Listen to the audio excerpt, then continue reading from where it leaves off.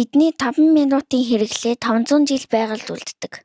Мачид бид нар тэгэл бас л амьдрал ажил төржийн хажуугаар бас орчноо цэвэрлэн орон нутгаас ирсэн амрагчид энэ тэнд одоо ус ундааныхаа савыг хайчих нь тэрийг бид ч одоо чадлахаараа төв цэвэрлээд орон нутаг байгалаа сайхан цэвэрхэн байлгахын тулд л одоо ингэж ажиллах юм да. Хүн болгонд одоо ингэж цэвэрлээд ингэж хамаад явдаг бол сайхан л байна.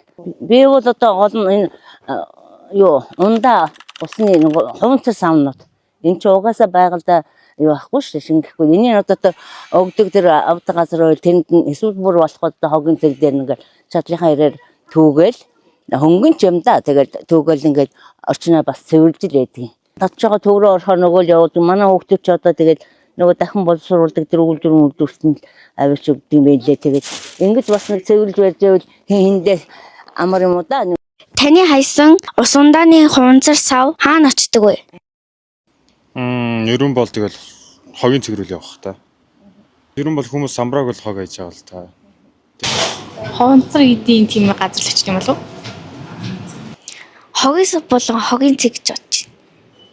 Зарим нь одоо нөгөө юуны дахин боловсруулах үйлдвэрлэлөө явж байгаа бах. Зарим нь бол тэгэл хогийн цэг дээр хаягдаад хөрсөн шингэж чадахгүй юу болоо л ингэж байж байгаа бах та. Доктортой хөгжил хог хаягдлын менежментээс эхэлнэ.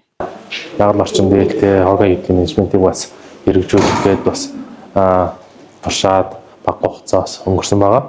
Энэ 12,000 гаруй оюутнаас өдөр тутамдаа гарч байгаа одоо хуванцар савны юу бол одоо нийт хогийн хаягдлын маань бараг тал орчим хувийг нь эзэлдэг юм байсан.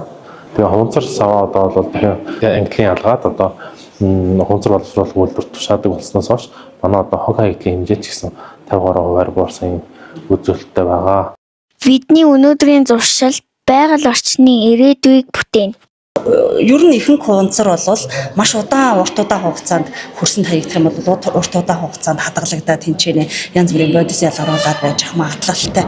Тийм учраас ер нь бол дахин боловсруулалтыг нийт даяараа дэмжиж хуванцар хог хаягдлаа энэ тэнд хог руу хаялгүйгээр дахин боловсруулах үйлдвэрлэл бол ялгаад явуулж ивэл бидний ирээдүйд ч гэсэн хөрсний бохирдол цаашлаад агаарын бохирдол, усны бохирдолд маш том тус нэмэр болох юм байна. Залуучуудаа хогоо ангилж сурцгаая. Байгаль орчноо одоо хайрлан хамгаалсан байгаль орчин дээлтэй хог хаягдлын менежментийг хэрэгжүүлээсэ гэж бас бусад аж ахуйн нэгжүүд иргэдэд уриалж байна. Хуванцар савыг дахин боловсруулахад бүгдээрээ хувь нэмрээ оролцгаая. Тэгээд их дэлхийгээ маш ихээр хайрлцгаая. Ус ундааны сав, хуванцар эд зүйлсийг байгальд хаях нь 100 жилээр байгаль экологийг сүйтгэх юм том шалтгаан болж идэг. Тийм болохоор иргэн бүр хэрэгжилж байгаа, эдэлж байгаа бүх хуванцар эд зүйлс байгальд ер нь шингэхгүй эд зүйлсээ хогоо ялгаж хайж байгаарэ гэж уриалмаар байна. Тэгээ одоо хүний сэтгэл бас багтахгүй л дээ. Нэг хүн ч гэсэн ингээд юмаа цэвэрлээд байгаль орчныг цэвэрхэн байлгаад байвал одоо манай Монгол нутгийн сайхан газар хаа вэ нутаг орон. Ажил амьдралын хажуугараас иймэрхүү байгаль орчныг цэвэрлээл сэтгэлээрээ л ингээд сайхан цэвэрхэн амьдрийгээд явж идэг нь штэ.